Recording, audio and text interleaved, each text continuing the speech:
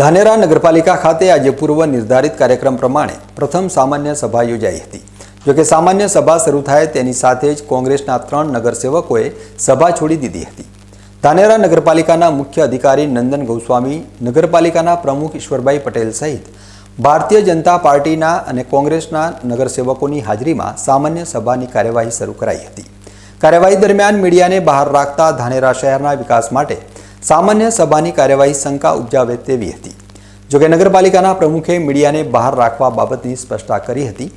ધાનેરા નગરપાલિકાની 28 બેઠકોમાંથી ભારે બહુમતી સાથે 25 બેઠકો ભાજપ પાસે છે, જ્યારે માત્ર 3 નગરસેવકો કોંગ્રેસમાંથી ચૂંટાઈ આવ્યા છે। સામાન્ય સભાની કાર્યવાહી શરૂ થાય તેની સાથે જ 3 નગરસેવકોએ સભામાંથી બહાર નીકળી ગયા હતા। જયેશભાઈ સોલંકીએ જણાવ્યું હતું કે એકતરફી સામાન્ય સભા યોજાઈ રહી છે, સાથે ભ્રષ્ટાચારના આક્ષેપો પણ કર્યા હતા। ભૂગર્ભ ગટર યોજનામાં થયેલ ગેરરીતિ સાથે કરેલ ખર્ચ બાબતની પણ માહિતી આપી નથી। પ્રથમ સાધારણ સભા છે અને જ્યારે સાધારણ સભ્ય હોય તો ત્યારે વિપક્ષના કોઈ પ્રશ્ન હોય કે જે મેમ્બરો હોય 28 મેમ્બરની જવાબદારી હોય છે કે એના વિસ્તારનું કામ લે, એની જવાબદારી હોય છે। ત્યારે અહીંયા કોઈ પણ જાતની ચર્ચા નથી, એમને એમ ખાલી ફક્ત બહાલી આપવામાં આવે છે, એક તરફું બોર્ડ ચલાવવામાં આવે છે। એનો મતલબ શું છે?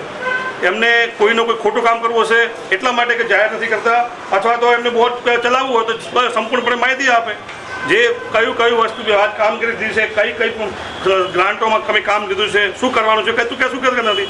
આજે ઘણી વિસ્તારમાં ઘણી સોસાયટી એવી છે જે અસ્તિત્વ નથી, એનું હજી સુધી કોઈ એને નથી થયું। ત્યાં ભૂગર્ભની લાઈન નખાય છે અને જ્યારે જૂનાગઢમાં 1 થી 5 વોર્ડમાં જ્યાં ભૂગર્ભની લાઈનો તૂટી ગઈ છે, એના ઢાંકણા તૂટી ગયા છે, એ કોઈ કરતા નથી।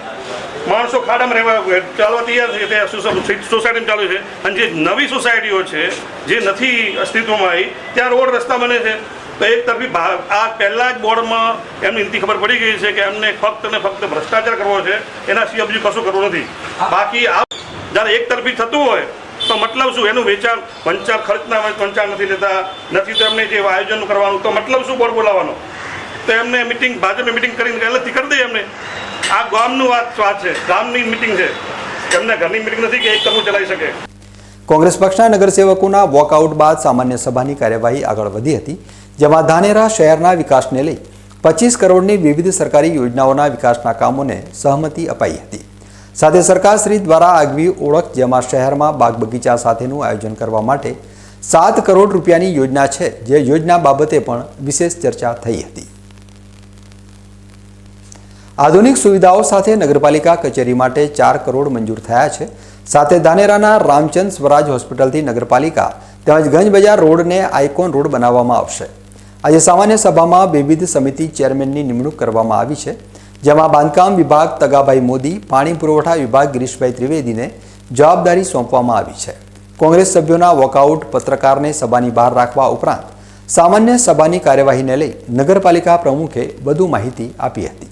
આજનું નગરપાલિકાનું પ્રથમ બોર્ડ હતું અને અંદાજિત 25 કરોડના રૂપિયાના આયોજન કરેલ છે નગરના વિકાસ માટે। આગવી ઓળખના 7 કરોડના આઇકોન રોડ 2 બનાવવાના છે। નવીન નગરપાલિકા સદન બનાવવા અંગેનો પણ ચર્ચા વિચારણા કરવામાં આવેલી છે। આજ રોજ જે ધાનેરાના વિકાસ માટે અમોએ તથા તમામ ભારતીય જનતા પાર્ટીના ચૂંટાયેલા નગરસેવકોએ એક પ્રતિબદ્ધ લીધો છે કે ધાનેરાનો ઉત્તરોત્તર વિકાસ થાય અને આધુનિક ધાનેરા બનાવવામાં આવે અને આપણું ધાનેરા સ્વચ્છ ધાનેરા બને, એના માટેના અમે પ્રયત્નો કરીશું। અને આજ રોજ અમારી જે બોર્ડની પ્રથમ મિટિંગ હતી, અમે જ્યારે એજન્ડાની કાર્યવાહી ચાલુ કરી એ સમય દરમિયાન અમારા મુદ્દાવાઇઝ એજન્ડાની પ્રક્રિયા ચાલુ હતી અને વિકાસના કામો અંગેની ચર્ચા વિચારણા થતી હતી અને જે માહિતી પૂરી પાડવામાં આવતી હતી તે દરમિયાન આ વિકાસના કામો કોંગ્રેસના સદસ્ય નગરસેવકોને પસંદ ન હોય તે સભામાંથી વોકઆઉટ કરી અને ચાલ્યા ગયા છે। અને આ સભામાં જે સુદૃઢ કાર્યવાહી ચાલતી હતી, સુચારું જે આયોજન હતું એ પણ એમને પસંદ ન હોવાથી એ ભારતીય જનતા પાર્ટી ઉપર ખોટા આક્ષેપો કરી અને વોકઆઉટ કરી અને નીકળી ગયેલ છે।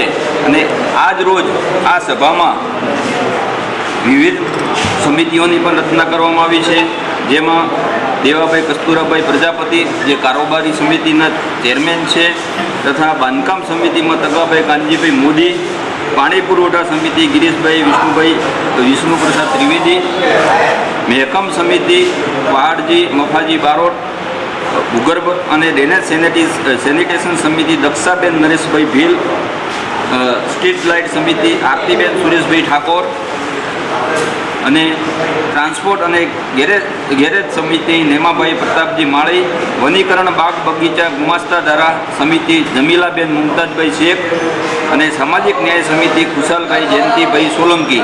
આ તમામ સમિતિઓની પણ રચના કરવામાં આવી છે અને નગરના આગવા વિકાસ માટે અમે તમામ સભ્યો કટિબદ્ધ થઈ અને આજ રોજ અમારી સાધારણ સભા સંપૂર્ણ રીતે પૂર્ણ થયેલી છે.